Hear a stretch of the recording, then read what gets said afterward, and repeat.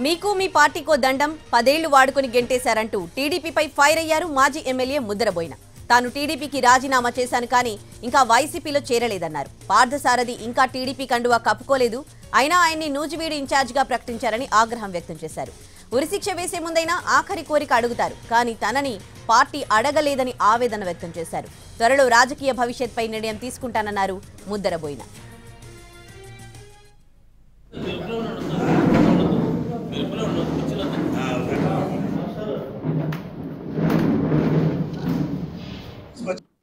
ఉరిశిక్ష చేసేటప్పుడు కూడా ఆ జడ్జి అడుగుతాడంట, అరే బాబు నీకు ఆఖరి కోరిక ఏదన్నా ఉందేమో అని అడుగుతారంట.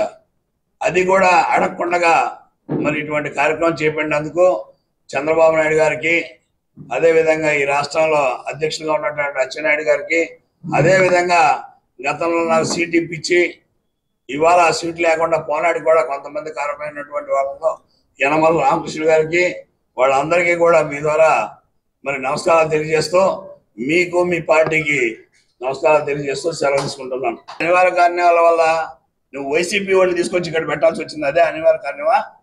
వైసీపీలో ఎమ్మెల్యేగా ఉన్నాడు, నిన్నటిదాకా మన మీద ఎక్కారు వాళ్ళని తీసుకొచ్చి ఇక్కడ పెట్టావు నువ్వు.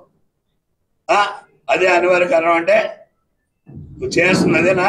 10 సంవత్సరాలు ఇక్కడ కష్టపడి పని చేసినాడు అతను కరెక్టా? ఇవాళకి వాళ్ళు తీసుకొచ్చి నువ్వు ఇక్కడ పెట్టినాడు కరెక్టా? కలిసానండి, సీఎం గారిని కలిశాను, కొన్ని విషయాలు మాట్లాడాం. త్వరలో కూడా అది కూడా మీకు తెలియజేస్తాను. ఇక్కడ ఇండిపెండెంట్ గా పోటీ చేస్తారా?